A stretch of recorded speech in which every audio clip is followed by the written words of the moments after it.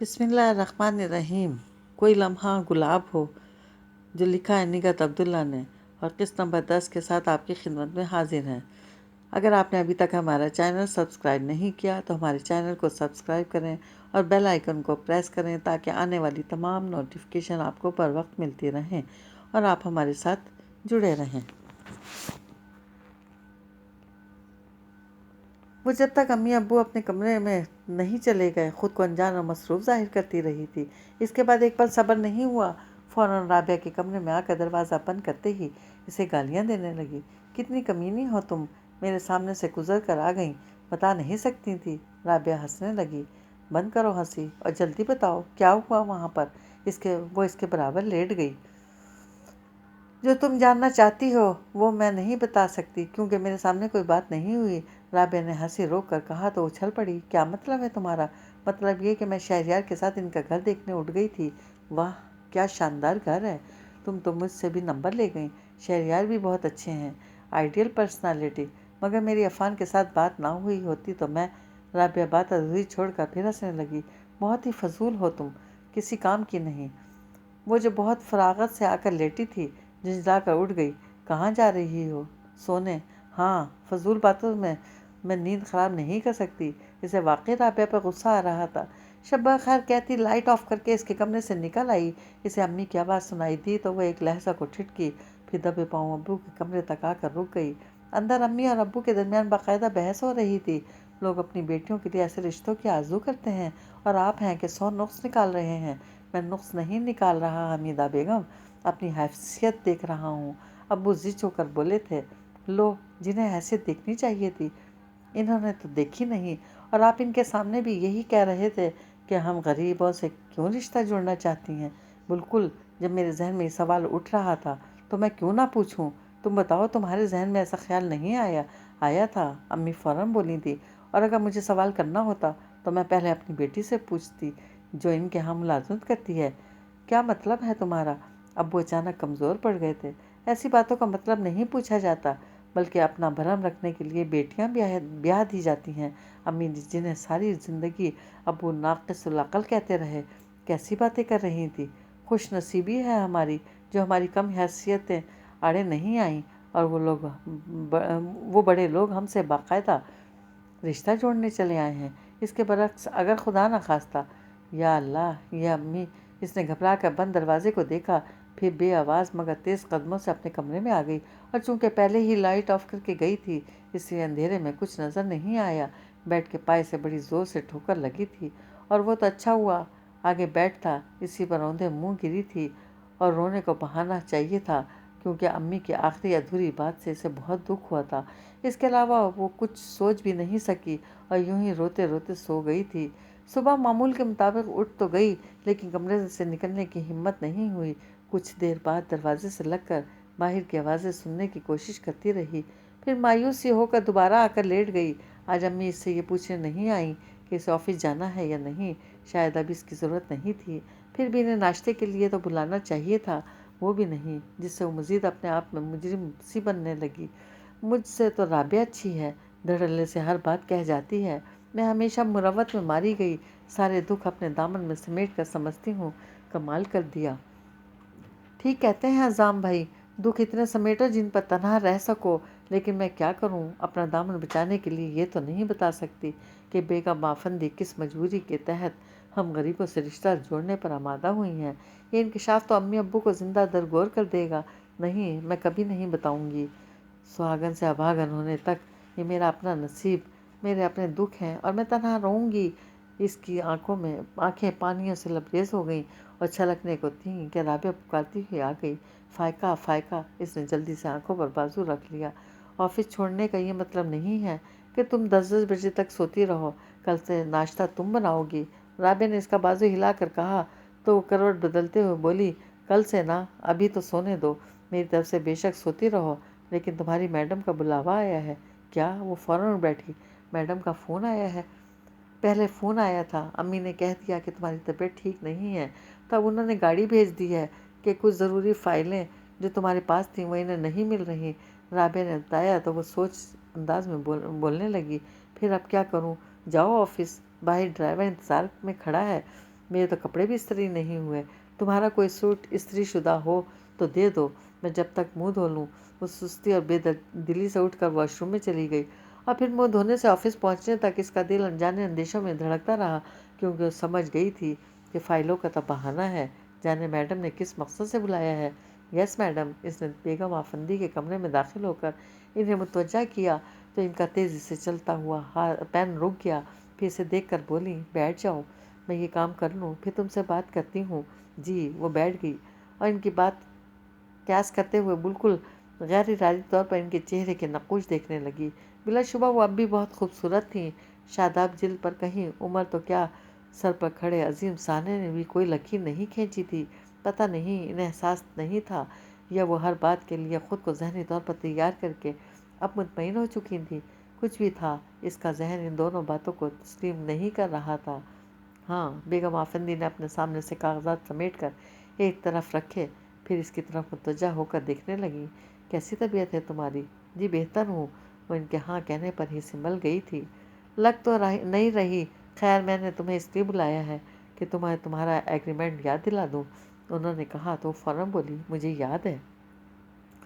याद है तो फिर तुमने अपने वालिदैन को पहले से इस प्रपोज़ल के लिए क्यों नहीं तैयार किया? वो मेरे सामने पसोपेश से काम ले रहे हैं। क्या इरादा है इनका? बेगम आफंदी एकदम ही बोली, माफ़ कीजिएगा मैडम, आपने बहुत जल्दी की। मेरा मतलब है अभी तो मैंने शहरयार को शादी पर आमादा किया था। इसके बाद मुझे वालिदैन तक बात पहुँचानी थी, लेकिन इससे पहले ही आप इसने सहूलत से इन्हें इल्ज़ाम दे डाला तो बजाय अपनी गलती मानने के अड़ गई। मैं ये सब नहीं मानती। बहरहाल आपको मायूसी नहीं होगी। मैंने अपनी बहन को बता दिया है कि मैं शहरयार से शादी करना चाहती हूँ और वो अम्मी अब्बू को बता देगी। लेकिन मैडम, इसके बाद भी प्रॉब्लम है। इसने इत्मीनान से कहा तो गुर्राई, क्या? इसके बाद क्या प्रॉब्लम है? आई एम सॉरी मैडम, मेरे वालिदैन जल्दी शादी करने पर आमादा नहीं होंगे और इसके लिए मैं इन्हें फोर्स नहीं कर सकती, क्योंकि मैं हालात जानती हूँ। इसने माजरत के साथ कहा, अपने हालात जानती हो तो मेरे हालात से भी बेखबर नहीं हो। मेरे पास 1 साल की गारंटी भी नहीं है। उन्होंने पहले इसे लताड़ा, फिर सर झटक कर बोली, खैर ये तुम्हारा मसला नहीं है। तुम इन्हें अपने प्रपोज़ल के हक़ में हमवार करो, बल्कि जल्दी हामी भरवाओ, इसके बाद मैं देख लूँगी। इसने खामोशी से सर झुका लिया। और तुम अपना ख्याल रखो। ये क्या बीमारों जैसी शक्ल बनाए फिरती हो? तुम्हें बेगम आफंदी की बहू बनना है, समझी? इसने सर ऊंचा नहीं किया, बस पलके उठाकर इन्हें देखा था। जाओ किसी अच्छी ब्यूटिशियन से रुजू करो, बल्कि मैं अपनी ब्यूटिशियन को फ़ोन करती हूँ। तुम अभी ड्राइवर के साथ चली जाओ। उन्होंने कहकर फ़ोन उठाया तो फ़ौरन बोली, नो मैडम, अभी नहीं। क्यों? अभी कहाँ जाना है? कहीं नहीं, घर ही जाऊँगी। उठ खड़ी हुई। ओके, और याद रखना, मैं तुम्हारे फादर के फ़ोन का इंतज़ार कर रही हूँ। उन्होंने कहा तो इसने सर हिलाने पर इत्तफ़ा किया। फिर जाते जाते रुक कर पूछने लगी, वो मैडम शहरयार नहीं आए?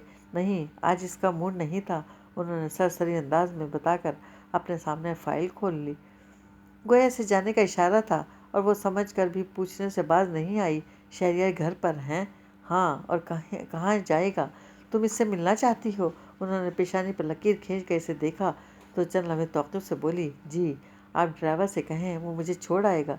ठीक है, तुम जाओ, मैं प्योन से कहवाती हूँ। उन्होंने कहा तो दिल ही दिल में अपनी जुर्रत को सराहती हुई बाहर निकल आई। लेकिन जब गाड़ी में बैठी तो इसे अम्मी की बातें याद आने लगीं। मुझे अगर सवाल करना होता तो मैं पहले अपनी बेटी से पूछती, जो इनके यहाँ मुलाजमत करती है। मैं मुलाजमत ही कर रही थी। वो एकदम आज़ादगी में घिर गई और शीशे से बाहर दौड़ती गाड़ियों को देखते हुए इसके जहन में अचानक पलटा खाने वाले हालात कलम की तरह चलने लगे थे। इंसान कितना नादान है और कितना बेखबर, ये भी नहीं जानता अगले पल क्या होने वाला है। फिर भी बरसों के प्लान बनाता है। मैं भी क्या क्या सोचती थी और नहीं सोचा था तो सिर्फ अपनी शादी के बारे में, क्योंकि मैं समझती थी ये सरासर वालिदैन के सोचने का काम है। जहाँ वो कहेंगे वहीं कर लूँगी। और कितनी अजीब बात है कि वक्त ने यह फ़ैसला खुद मुझसे करवा लिया। इसकी सोचें बहक गई थी कि गाड़ी रुकने पर वो सर झटक कर उतर आई। मिस, मैं रुकूं या जाऊं? ड्राइवर ने पुकार कर पूछा। मैडम ने तुमसे क्या कहा था? उन्होंने कहलवाया था आपसे पूछ लूं, जैसे आप कहेंगी। नहीं, ठीक है, तुम जाओ, वो कहकर अंदर आ गई। तो हर तरफ सन्नाटे का राज था। पता नहीं शहरयार कहाँ था, शायद अपने कमरे में। اور اس کو وہ بہت بار یہاں آ چکی تھی، لیکن اس کے کمرے میں جانے کا اتفاق نہیں ہوا تھا، اس لیے اب خود سے جاتے ہوئے جھجک رہی تھی۔ کچھ دیر رشید کی اس طرف آنے کا انتظار کرنے کے بعد دروازے پر دستک دی تو اندر سے جانے کس کی آواز آئی، جلدی آؤ بھائی، کون ہے؟ وہ کچھ الجھی، پھر ہینڈل گھما کر پورا دروازہ کھول دیا۔ سامنے بیڈ پر شہریار اسے دیکھ کر اچھل کر کھڑا ہو گیا۔ فائقہ، تم کیسے آئیں؟ او گاڈ، مجھے یقین نہیں آ رہا، صبح سے میں سوچ رہا ہوں کہ تم سے کہاں اور کیسے رابطہ کروں۔ وہ اس کے بے قراری پر ذرا سا مسکرائی اور صوفے پر بیٹھے شخص کو دیکھا تو وہ کہنے لگا، آؤ اندر آؤ، یہ رامش ہے جس کا میں نے ذکر کیا تھا۔ السلام علیکم۔ اس نے سلام کیا تو رامش اٹھتے ہوئے بولا، وعلیکم السلام، بڑی عمر ہے آپ کی، پچھلے 2 گھنٹے سے یہاں آپ کا ذکر ہو رہا ہے، ویسے آپ کو کیا الہام ہوا تھا؟ جی۔ اس کے اقرار پر رامش حیران ہو کر بولا، واقعی؟ کیسے؟ یہ آپ نہیں سمجھیں گے، اس نے کہا تو شہریار نے بے ساختہ قہقہ لگایا، جس پر رامش اسے گھورتے ہوئے بولا، اس کا مطلب ہے میں چلا جاؤں؟ نہیں نہیں یار، بیٹھو، میں تو خود فائقہ کو تم سے لانے والا تھا۔ کیوں فائقہ؟ شہریار نے کہہ کر اس سے تصدیق چاہی تو وہ سر اس بات میں ہلا کر بولی، جی، لیکن شاید انہیں مجھ سے مل کر خوشی نہیں ہوئی۔ یہ تو آپ سے ملنے کے بعد ہی پتہ چلے گا، رامش نے کہا تو وہ سمجھی نہیں۔ کیا مطلب؟ مطلب آپ یہاں تشریف رکھیں، میں آپ کا انٹرویو کروں گا، اس کے بعد خوشی ناخوشی کا فیصلہ ہوگا، اور تم شہریار کمرے سے باہر تشریف لے جاؤ، رامش نے کہا۔ تو وہ کچھ گھبرا کر شہریار کو دیکھنے لگی۔ نہیں، میں باہر کیوں جاؤں؟ وہ اس کی گھبراہٹ دیکھ کر بولا، کیونکہ تمہارا یہاں کوئی کام نہیں ہے، چلو۔ رامش نے اسے باہر دھکیل کر دروازہ بند کر دیا، پھر اس کی طرف پلٹ کر بولا، سوری، وہ یہاں بیٹھتا تو ہر بات میں ٹوکتا، اور آپ ابھی تک کھڑی کیوں ہیں؟ بیٹھیں۔ وہ بیڈ کے قریب کھڑی تھی، وہیں بیٹھ گئی، لیکن اس کی نظریں دروازے پر ہی تھیں۔ وہ کہیں نہیں جائے گا، رامش نے صوفے پر گرتے ہوئے کہا تو اس نے سر پٹا کر سر جھکا لیا، پھر قدرے توقف سے بولی تھی، آپ کو کیا پوچھنا ہے؟ کچھ نہیں، رامش نے بڑے آرام سے کہا۔ کیا مطلب؟ وہ ایک دم سر اٹھا کر دیکھنے لگی تو اس بار رامش سنجیدہ ہو کر بولا، مجھے واقعی آپ سے کچھ نہیں پوچھنا، البتہ شہریار کے بارے میں کچھ کہنا چاہتا ہوں۔ یوں تو آپ سب جانتی ہیں، پھر بھی میں آپ کو بتاؤں کہ وہ بہت حساس، بہت محبت کرنے والا ہے، اور یقین کریں اس کی بیماری اتنی خوفناک نہیں ہے جتنی اس کی حساسیت۔ یہ میں آپ کو اس لیے بتا رہا ہوں کہ آپ اس کی زندگی کی ساتھی بننے جا رہی ہیں، اور اس کی زندگی کے بارے میں آپ جان گئی ہوں گی، ڈاکٹروں کے مطابق بہت تھوڑی سی رہ گئی ہے۔ ٹھیک ہے، اس کی رپورٹس یہی بتا رہی ہیں، لیکن ایک رپورٹ وہ بھی ہے جو اوپر والے نے اس کی پیدائش کے ساتھ ہی لکھی ہوگی، اور ہمارا یقین اس پر ہے نا؟ جی۔ وہ بغور اسے سننے لگی تھی۔ وہ چونک کر بولی، بس تو میں آپ سے یہی کہنا چاہتا ہوں کہ اپنے دل سے سارے خوف نکال دیں اور صرف اللہ پر یقین رکھیں، جس نے بیماری دی ہے شفا بھی وہی دینے والا ہے۔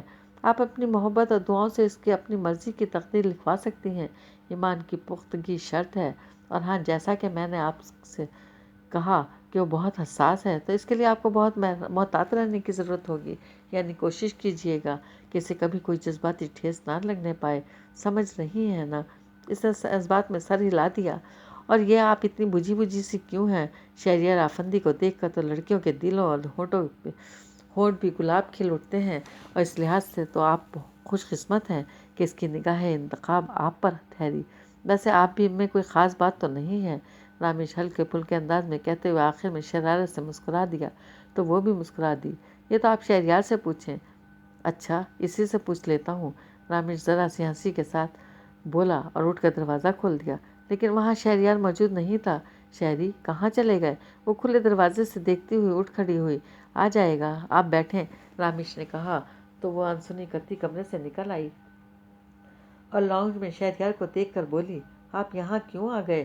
رامش نے تمہیں پریشان تو نہیں کیا؟ شہریار نے فوراً پوچھا تو قصداً ہنسی، نہیں، وہ محض آپ کو تنگ کر رہے تھے، باز نہیں آئے گا اپنی حرکتوں سے۔ چلو تم یہاں بیٹھو۔ نہیں شہری، اب میں چلوں گی، کیونکہ آفس سے چھوٹ گیا اور دیر ہو جانے کا بہانہ نہیں ہے میرے پاس۔ وہ سوچتے ہوئے بولی، میں چھوڑ آؤں بس گیٹ تک، وہ کہہ کر چل پڑی۔ سنو، وہ برآمدے میں آ کر رک گیا، تم خوش ہو؟ ہاں، بہت، اور میں خود کو دنیا کی سب سے خوش قسمت لڑکی سمجھنے لگی ہوں، بلکہ میرا خیال ہے میں ہوں۔ وہ صاف گوئی سے کہہ کر مسکرائی تو وہ اس کی چمکتی آنکھوں میں دیکھتا رہ گیا۔